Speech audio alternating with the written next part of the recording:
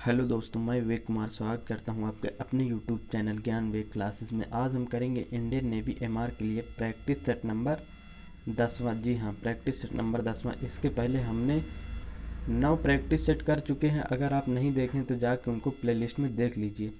कुछ बच्चे कहते हैं कि वैकेंसी नहीं आ रही तो प्रैक्टिस सेट का क्या मतलब होगा, तो उनके लिए मैं एक ही लाइन कहूँगा कि रख हौसला, वो मंजर भी आएगा, प्यासे के पास चलकर समंदर भी आएगा। मत मत थक के बैठ ए मंजिल के मुसाफिर, मंजिल भी मिलेगी और मिलने का मज़ा भी आएगा। जी हाँ, मंजिल भी मिलेगी और मिलने का मज़ा भी आएगा। तो उनसे एक ही चीज़ कहूँगा कि अब वैकेंसी जो है वो जुलाई या जून में आ जाएगी लगभग, तो अपनी जो तैयारी है उसको कंटिन्यू रखें। नहीं तो जो बच्चा लॉकडाउन में 10 महीने तक उसने कंटिन्यू तैयारी की है, उनके साथ कंपटीशन करना मुश्किल हो जाएगा।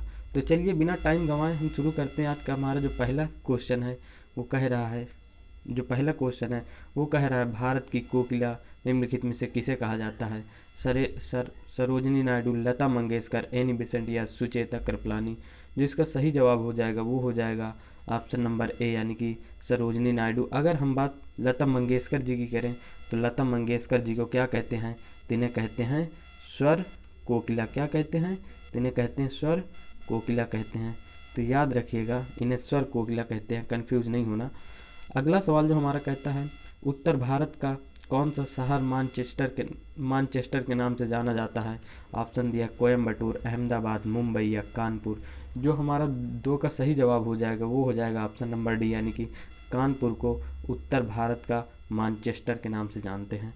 चलिए अगला सवाल जो हमारा कहता है, गोल्डन फाइबर ऑफ इंडिया किसे कहते हैं? गोल्डन फाइबर ऑफ इंडिया कहते हैं, किसे कहते हैं? ये दिया है पटसन, कपास, रेशम, प्लास्टिक के सामानों को।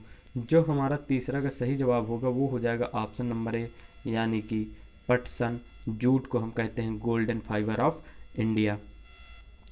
अगला सवाल जो हमारा कहता है, आगरा के किले का निर्माण किसने करवाया था? ऑप्शन दिया है ए बाबर, बी हुमायूं, सी अकबर या डी शाहजहां। जो हमारा 4 का सही जवाब हो जाएगा वो हो जाएगा अकबर हो जाएगा। अगर आगरा की ताजमहल की बात करें तो उसका निर्माण कौन कराया था? शाहजहां ने कराया था। अब यहाँ बाबर आ गया, तो बाबर जो था वो मुगल साम्राज्य का संस्थापक था, और मुगल साम्राज्य की स्थापना इसने कब की थी? तो ये की थी 1526 में, पानीपत का प्रथम युद्ध में इब्राहिम लोदी को हरा के।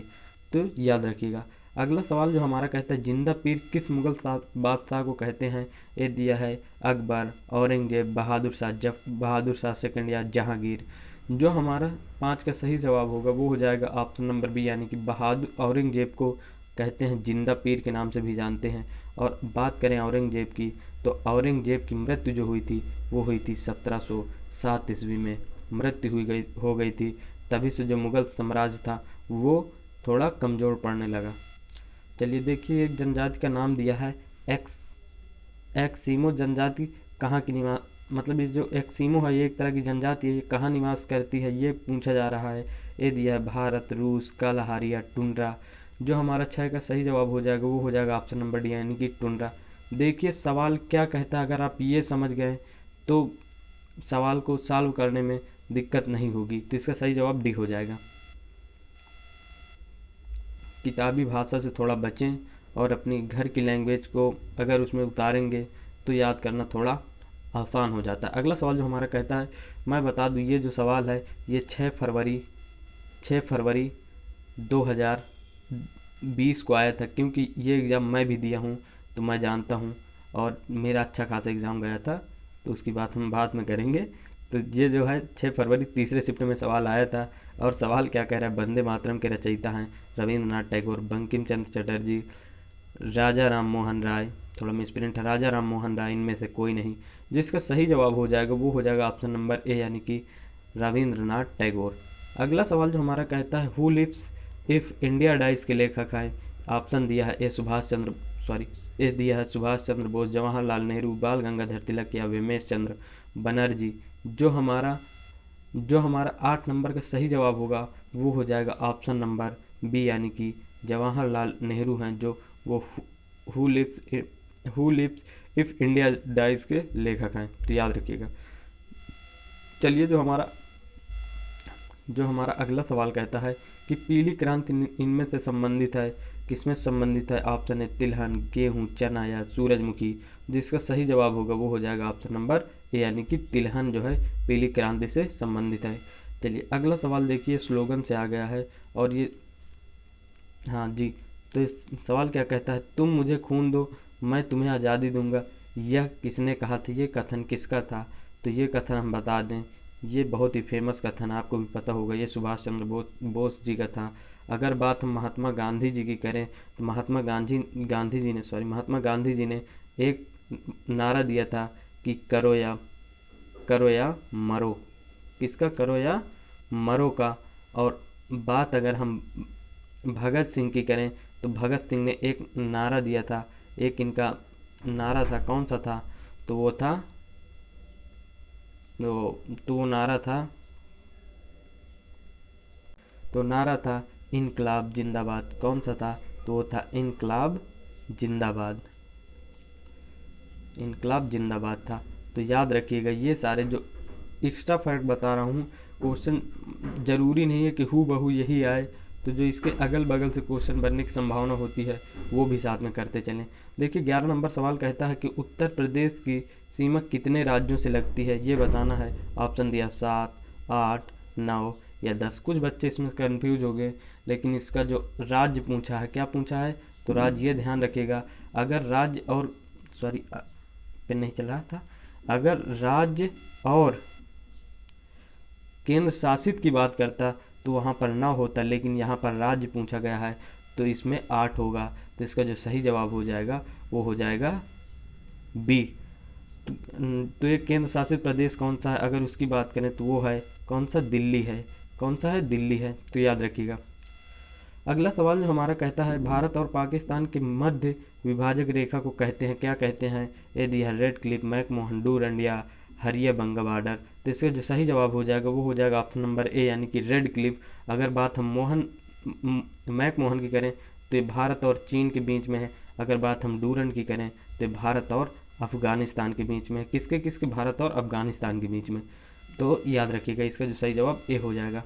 अगला सवाल जो हमारा कहता है, मूल कर्तव्य भारतीय संविधान के किस अनुच्छेद में है? तो मूल कर्तव्य है भारतीय संविधान के अनुच्छेद 51 के का और भाग 4 का में है। तो याद रखिएगा ये। अगला सवाल जो हमारा कहता है, पंचवर्षीय योजना किस देश से लिया गया है? ऑप्शन दिया है संयुक्त राज्य अमेरिका, जर्मनी, रूस या जापान। जो इसका सही जवाब हो जाएगा वो हो जाएगा ऑप्शन नंबर ए, यानी कि संयुक्त राज्य अमेरिका, यानी कि यूएसए से लिया गया है। अगला सवाल देखिए जो हमारा कहता है, देश में आपातकाल किस अनुच्छेद द्वारा किस अनुच्छेद द्वारा लगाया जाता है या किया जाता है? जो देश में आपातकाल है वो अनुच्छेद हम बता दें आपको कि 352 के द्वारा राष्ट्रीय आपातकाल लगाया जाता है, राष्ट्रीय आपातकाल लगाया जाता है। चलिए इसके ऑप्शन देखते हैं। ये देखिए, एक दिया 360, एक दिया 352 और ए और बी उधर दिए थे। तो इसका जो सही जवाब हो जाएगा, हमने अभी डिस्कस किया है कि वो हो जाएगा 352। अगर बात हम 360 की करें तो इसमें क्या दिया गया है? इसमें वित्तीय आपातकाल दिया गया है। क्या दिया गया है? तो इसमें वित्तीय आपातकाल दिया गया है।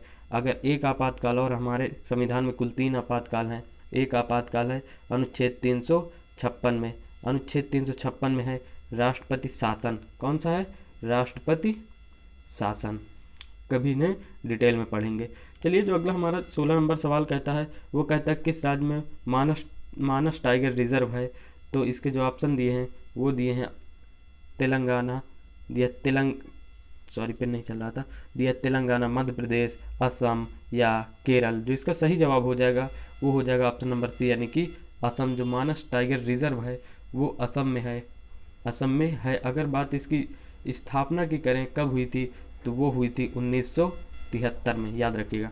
अगला सवाल जो हमारा कहता है, ये सेम सवाल है कि मानस राष्ट्रीय उद्यान कहाँ है? तो अभी हमने बात की थी कि ये असम में है, तो ये भी असम में ही है। तो याद रखिएगा। अगला सवाल जो हमारा कहता है, मोहिनी अट्टम किस राज्य का एक नृत्य शैली है? ये दिया आंध्र प्रदेश, असम, केरल, त्रिपुरा। जो हमारा 18 का सही जवाब होगा वो हो जाएगा ऑप्शन नंबर सी, यानी कि मोहिनी अट्टम। अगर बात आंध्र प्रदेश की करें तो आंध्र प्रदेश की जो एक लोक नृत्य है वो है कौन सा? तो वो है कुचिपुड़ी। कौन सा है? कुचिपुड़ी। देखिए ये छोटी सी स्क्रीन में लिखने में थोड़ा दिक्कत होता है तो आप समझ लीजिएगा, कुचिपुड़ी है। अगला सवाल जो हमारा कहता है कि वो असम में बिहू था, असम का लोक नृत्य बिहू था, याद रखिएगा। और एक दो हैं दो नृत्य वाले में, उसे डिटेल में पढ़ेंगे। अगला सवाल कहता है भारत का सबसे लंबा नदी पुल कौन सा है, तो वो है गांधी महात्मा गांधी सेतु। और कहाँ है ये, तो ये है बिहार में। कहाँ है, तो आप कहोगे बिहार में है, तो याद रखिएगा। अगला सवाल जो हमारा कहता है इसरो ने भारत के पहले उपग्रह का निर्माण जिसे के रूप में डैश के रूप में जाना जाता है, तो इसका नाम पूछा गया है। तो इसका जो नाम है वो है आर्यभट्ट। क्या है, आर्यभट्ट है। तो इसका सही जवाब क्या होगा, ऑप्शन नंबर ए हो जाएगा। अगला सवाल हमारा जो कहता है खरीफ कृषि ऋतु डैश तक होती है, तो कब से कब होती है ये पूछा जा रहा है। ए दिया है अक्टूबर, जनवरी, फरवरी से मई, जून से सितंबर या नवंबर से फरवरी। जो हमारे किस का सही जवाब होगा वो हो जाएगा ऑप्शन नंबर सी, यानी कि जून से सितंबर। ऑप्शन नंबर सी सही हो जाएगा। अगला सवाल जो हमारा कहता है कि जायद कृषि ऋतु डैश तक होती है, तो कब से कब होती है जायद, ये पूछा जा रहा है। जून से सितंबर, अप्रैल से जून, अक्टूबर से जनवरी या दिसंबर से मार्च। तो हमारा जो 22 का सही जवाब होगा वो हो जाएगा ऑप्शन नंबर बी, यानी कि इसे गर्मा फसल के भी नाम से जाना जाता है। और जायद की फसलों में वही आती हैं जो खीरा ककड़ी वगैरह जो गर्मियों में आते हैं, वही इसके अंतर्गत आते हैं। तो इसका सही जवाब क्या हो जाएगा, बी हो जाएगा।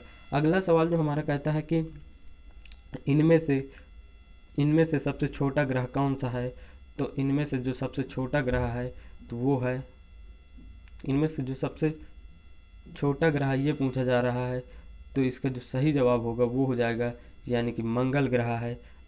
मंगल ग्रह सबसे छोटा ग्रह है।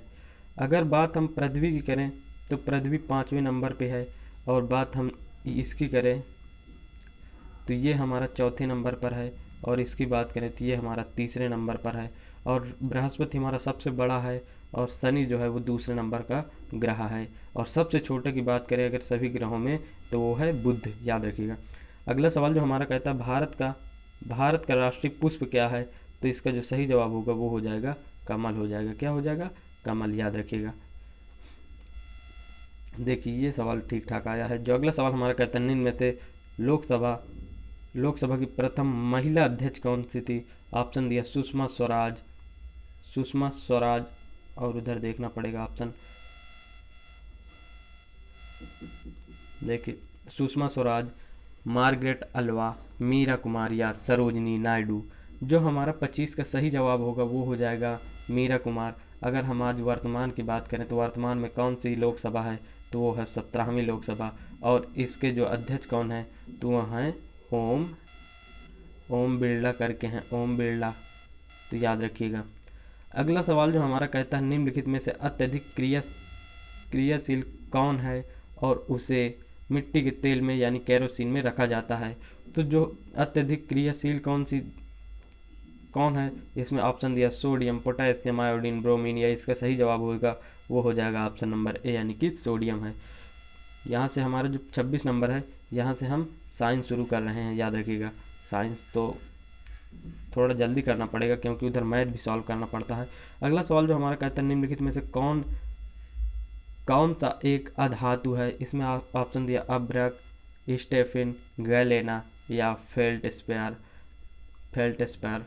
जो 27 का हमारा सही जवाब हो जाएगा वो हो जाएगा ऑप्शन नंबर डी, यानी कि जो गैलेना है वो एक धातुक अयस्क है, यानी कि धात्विक अयस्क है। कहने का मतलब ये है। तो इसका जो सही जवाब होगा वो हो जाएगा ऑप्शन नंबर डी। अगला सवाल जो हमारा कहता है तत्वों की आवर्त सारणी में किसी आवर्त से बाएं से दाएं जाने पर परमाणु त्रिज्या क्या होती है, मतलब घटती है या बढ़ती है, ये पूछा जा रहा है।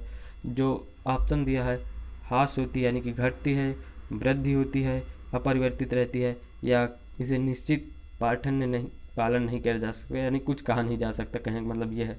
जो हमारा 28 का सही जवाब होगा वो हो जाएगा ऑप्शन नंबर ए, यानी कि जब हम आवर्त सारणी में बाएं से दाएं की ओर जाएंगे तो जो परमाणु त्रिज्या होती है वो कम होती है। क्या होती है, कम होती है। तो चलिए अगला सवाल जो हमारा कहता है ये केमिस्ट्री का सवाल है, और कहता है वाल्केनिक रबड़ किसकी गंधक अंतर्विष्ट होती है। कितनी गंधक अंतर्विष्ट होती है, दिया है 2%, 3 से 5%, 7 से 9% या 10 से 15%।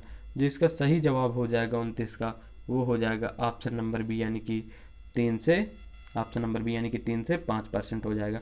चलिए अगला सवाल जो हमारा कहता है यूरिक एसिड यानी कि मूत्राम्ल, यूरिक एसिड को भी कहते हैं, यूरिक एसिड को मूत्राम्ल भी कहते हैं, किसके प्रमुख नाइट्रोजनी अपशिष्ट हैं? ये दिया है मेढक, पक्षी, मछली या मनुष्य। जो हमारा 30 का सही जवाब हो जाएगा वो हो जाएगा ऑप्शन नंबर बी यानी कि पक्षी के नाइट्रोजनी अपशिष्ट हैं।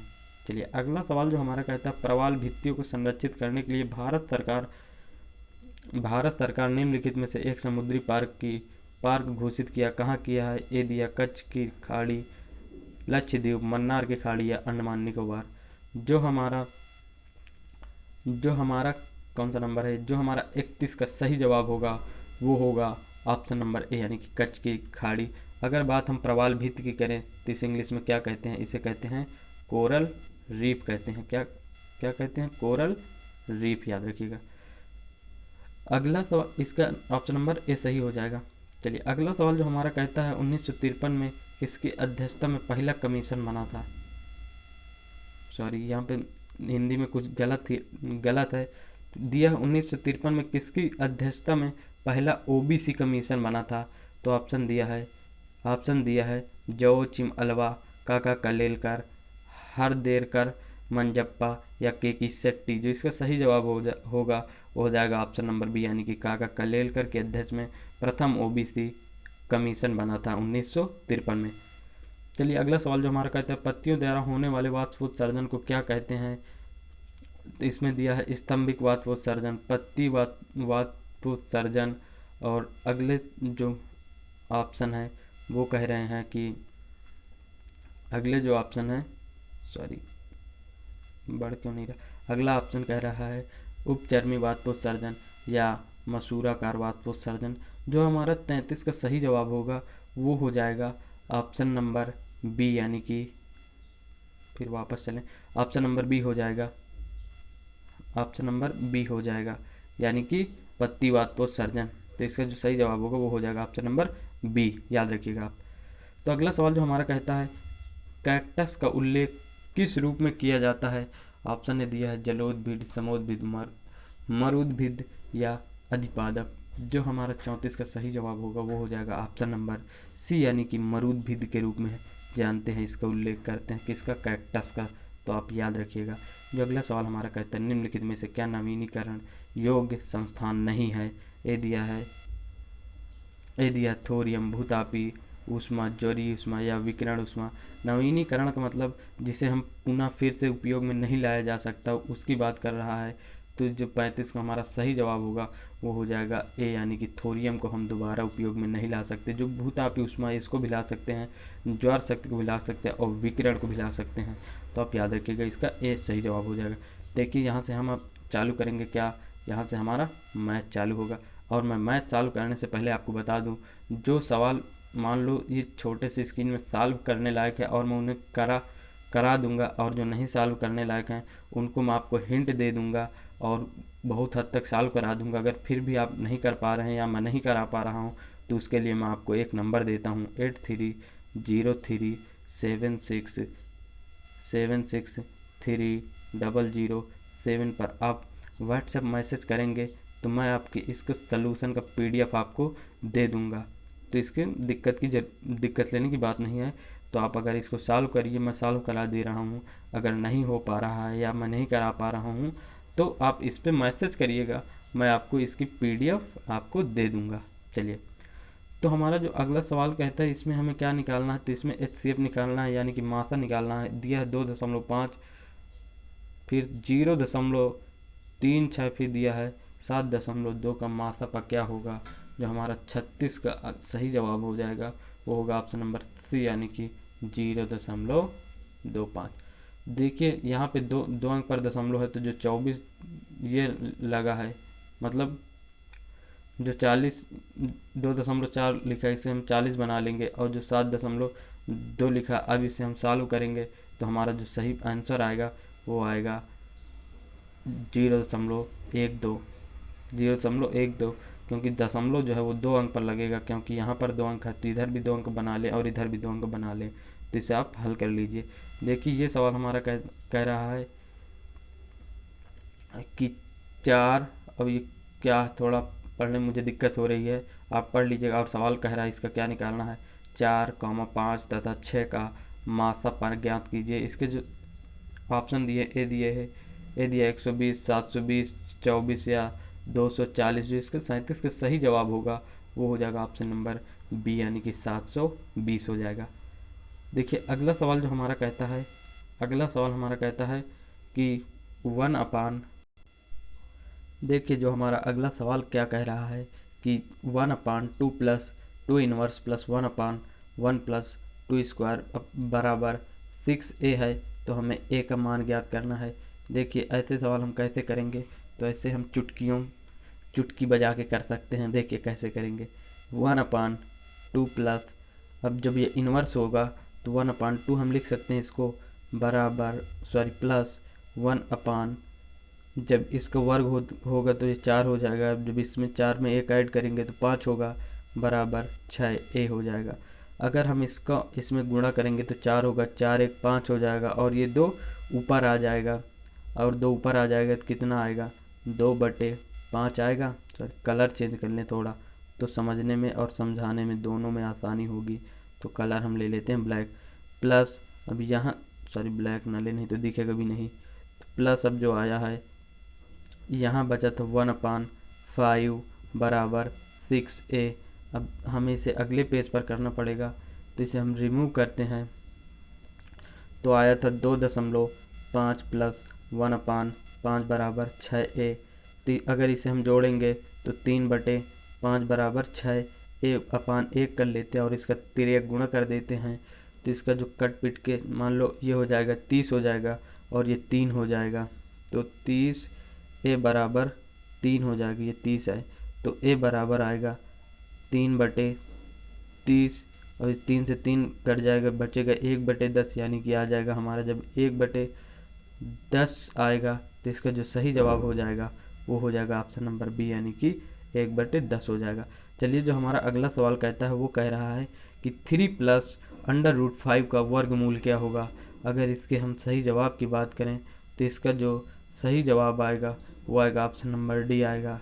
इसको आप सॉल्व कर लीजिएगा, नहीं सॉल्व कर पा रहे हैं तो आप उसी नंबर पर मैसेज कीजिएगा, मैं आपको दे दूंगा क्या, PDF। ठीक, चलिए देखिए ये सवाल ऐसे भी आ जाता है कभी कभी, तो इसे हम नीचे से सॉल्व करना शुरू करेंगे, ऊपर तक फिर जाएंगे। तो अगर हम नीचे वाला ये सॉल्व करें, ये 1 प्लस 1/3 को सॉल्व करेंगे तो 3 इधर वो होगा, गुणा करेंगे तो 3 प्लस 1 4 हो जाएगा। तो 1 ऊपर वाला अगर लिखें, हाँ अगर हम ऊपर वाला लिखें तो 1 प्लस 1 सब का बटे, अब 3 का जब इसमें गुणा करेंगे एक में तो 3 एक कम 3 और 3 को एक में जोड़ेंगे तो 4 आएगा और बटे 3 हो जाएगा। फिर ये जो 3 है ये ऊपर जाएगा तो अब आएगा 1 प्लस 3/4। अगर हम 4 का इसमें गुणा करेंगे तो ये हो जाएगा 4, 4 प्लस 3 हो जाएंगे, आप कहोगे मिलके 7। अब बटे में क्या बचेगा, तो बटे में बचेगा 4। तो इसका जो सही जवाब होगा वो हो जाएगा 4/7। तो देखिए हमने कैसे इसे चुटकियों में सॉल्व कर लिया, आप भी करिएगा इन्हें। तो इसका जो सही जवाब होगा वो हो जाएगा 4/7, 7/4 हो जाएगा। ऑप्शन नंबर 20 का सही जवाब हो जाएगा। चलिए देखिए 41 नंबर जो सवाल कहता है कि एक वृत्तीय ग्राफ में 18% का वृत्तीय चाप पूरे वृत्त ग्राफ का प्रतिशत है, तो कितने प्रतिशत है। आप जानते हैं वृत्त का जो कोण होता है कितने अंश का होता है, 360 अंश होता है। अगर 360 अंश बराबर 100 तो 1 अंश बराबर, तो आप कहोगे 1 अंश बराबर आएगा, सॉरी हमें प्रतिशत निकालना है, तो 1% बराबर आएगा 360/100। तो सॉरी हमें यहाँ अंश में दिया है, देखिए इसे हम करेंगे, दिया है 360 होता है एक वृत्त का जो कोण होता है 360 अंश होता है, 360 अंश बराबर 100%। तो 1 अंश बराबर होगा 100/360। अब 18 अंश होगा तो इसका जो भाग करेंगे, सॉरी यहाँ 18 आएगा, यहाँ 18 आएगा, तो 18 से काटेंगे 2 आ जाएगा, और ये 10 है तो जब 2 को 10 से काटेंगे तो आएगा 5%। तो इसका जो सही जवाब हो जाएगा वो हो जाएगा ऑप्शन नंबर ए, यानी कि 5%। चलिए देखिए, जो हमारा अगला सवाल कहता है वो क्या कहता है कि एक फल विक्रेता 6 रुपये में 5 की दर से आम खरीदा और 5 रुपये में 4 की दर से बेचा, तो कितने % की हानि या लाभ हुई। देखिए, जो विक्रेता है वो 6 रुपये में 5 आम खरीदा और 5 रुपये में 4 आम बेच दिया, तो इसमें पूछ रहा है कितने रुपए की हानि। देखिए, जब अगर इसको हम सॉल्व करेंगे तो ये हमारा क्या है, ये हमारा सीपी है और ये हमारा एसपी यानी कि विक्रय मूल्य है। इसका इसके साथ गुणा और इसका इसके साथ गुणा, तो सीपी जो निकल के आएगा 6 का गुणा 4 में करेंगे तो 24 आएगा। अगर 5 के गुणा 5 में करेंगे तो 25 आएगा। कितना आएगा, 25 आएगा। अब आप बताइए, हम 24 रुपये की एक वस्तु खरीद के 25 में बेचे तो कितने रुपए का लाभ हुआ। तो आप कहोगे 1 रुपये का लाभ हुआ। अब 1 रुपये का किस पे लाभ हुआ, तो आप कहोगे कि 1 रुपये का जो लाभ हुआ वो हुआ है किस पे, 24 पे। अब गुणे अगर 100 करेंगे, अब जब इसे हम 100 करेंगे और जब इसे हम सॉल्व करेंगे तो आ जाएगा, कितना आएगा, तो आएगा ऑप्शन नंबर बी यानी कि 4 सही 1/6% का क्या होगा, प्रॉफिट होगा। चलिए जो हमारा देखिए अगला सवाल जो कह रहा है 43 नंबर सवाल है, कह रहा है किसी समद्विबाहु त्रिभुज की ऊंचाई जो है इतना दिए 6√3 दिया तो उसका क्षेत्रफल क्या होगा। देखिए, जो त्रिभुज का अगर इसके हम क्षेत्रफल की बात करें तो ये होता है, क्योंकि समद्विबाहु त्रिभुज कह रहा है तो a²/2 होता है। अगर हम इस कलर चेंज कर ले थोड़ा, अगर हम इसका स्क्वायर करेंगे तो 6√3 गुणे 6√3/2। जब 6 का 6 में गुणा करेंगे तो 36 आएगा और 3 जब 3 अंडर रूट से 3 अंडर रूट में गुणा करेंगे तो 3 बाहर आ जाएगा। अब फिर बचेगा 3√36/2। अब इसे काटेंगे तो आएगा 18 और जब 18 का हम 3 में गुणा करेंगे तो 18 3 का 54 होता है, आप सबको पता है। तो इसका जो सही जवाब हो जाएगा वो हो जाएगा ऑप्शन नंबर डी यानी कि 54। अब वो आया है क्योंकि क्षेत्रफल निकाल रहे हैं तो सेंटीमीटर स्क्वायर हो जाएगा, तो आप याद रखिएगा।